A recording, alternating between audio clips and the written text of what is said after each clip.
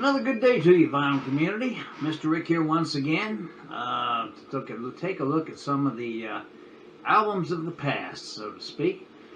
I thought we'd take a look this week at some of the old gospel albums. Now, rock and rollers, of course, are not known for recording gospel music. But your pop and your country artists, they were. I'm not so sure about it anymore, but it used to be that the major record companies, if you were a recording artist, you were kind of expected to put out a gospel album, and a lot of them did. And that's what I've got a small pile. I don't have them all because I do collect gospel music and by established stars, and because I do enjoy gospel music also. We'll take a look at the first one. This is an oldie here. This album originally came out in 1951. And of course later was edited and put to work, into an LP, but it originally came out in 78 RPM. This is Kate Smith. Let me put it back so you can see it. Say Kate Smith sings hymns and spirituals. If you're familiar, which I'm sure you are, the tune God Bless America, she is the one that is responsible for making that famous. She recorded it way back in the 1930s, and it was a massive hit for her, of course. Here's another album I enjoy listening to. I enjoy a good symphony myself. I really do. I love listening to a symphony. This is the 101 Strings. This album came out in 1960. The 101 Strings play inspiration and meditation. And it's just a good album with a good symphony orchestra playing around, and it really sounds good. And I'm surprised because it's on the Stereo Fidelity label, and they weren't known for good quality. Back in the 1950s, there was a pop artist by the name of Joni James. She was famous for a few hit records back in the early 50s, and she put out an album in 1958 called Give Us This Day. And there's a photograph of that, where she sings a lot of the Lord's Prayer and several other good tunes on it. Then there was a fellow that was popular in the 40s and 50s. His name was Red Foley. And this is his 1965 offering. I'm Bound for the Kingdom is what it was called. I hope you can see that. Red Foley's 1965 LP. Of course, Pat Boone was definitely a gospel singer. A lot of his albums, most of his albums, I think, had gospel overtones. He's still out there doing it today, and he's about in his 90s, I think. But this is his 1957 LP, Pat Boone and Hymns We Love. And this one's on the London label, so it's an English import, because he was on the Dot label. Bill Anderson and Jan Howard, two country singers, got together in 1972, and they put out an album called Singing His Praise. And not a bad gospel album.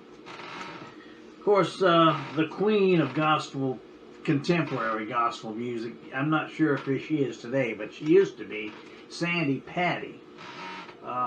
When I first got saved, I remember this is the first gospel album I bought of hers, and it's a good one.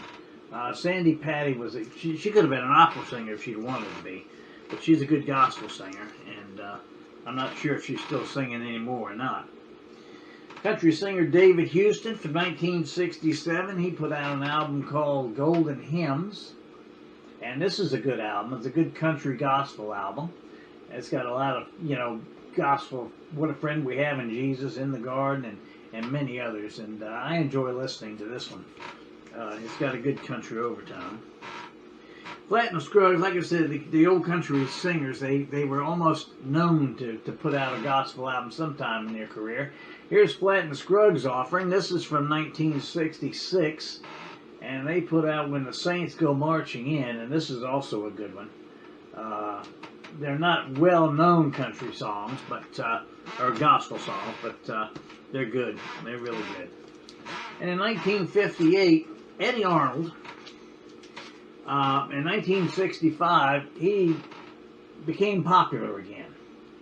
And RCA went ahead and they took all his records and they re-released everything under different photographs, different covers. This is a reissue from 1965, but this is his album called The Inspirational Praise Him, and they're the songs of Fanny Crosby. If you're familiar with Fanny Crosby, she wrote a lot of gospel songs. If you're a churchgoer and you go to the church and sing the hymns, you know what I'm talking about. She was famous for doing a lot of hymns that are in gospel hymn books.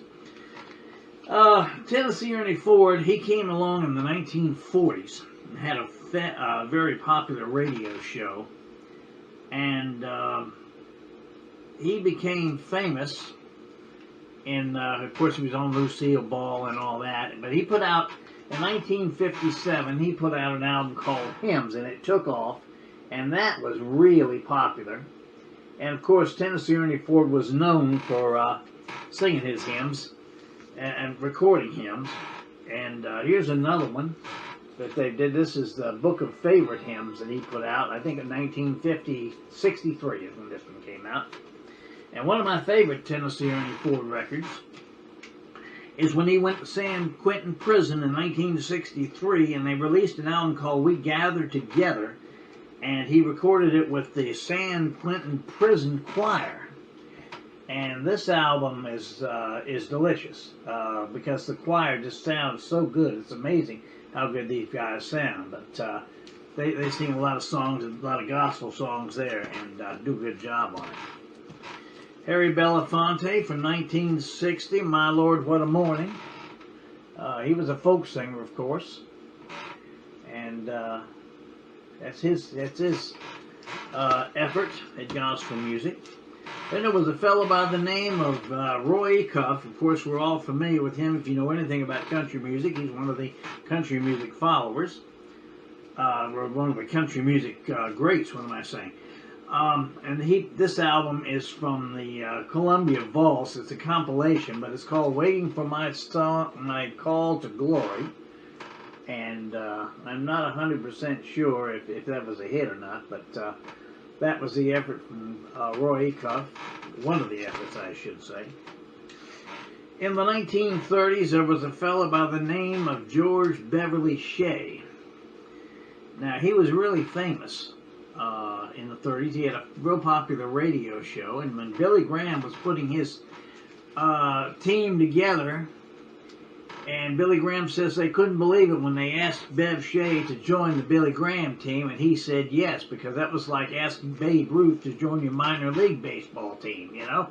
But he came along, and he was a big effort, and of course a big following, a good for the Billy Graham Crusade, and that's one of his gospel albums. He was, of course, a truly gospel singer and put out a lot of gospel albums, but that's the best of George Beverly Shea.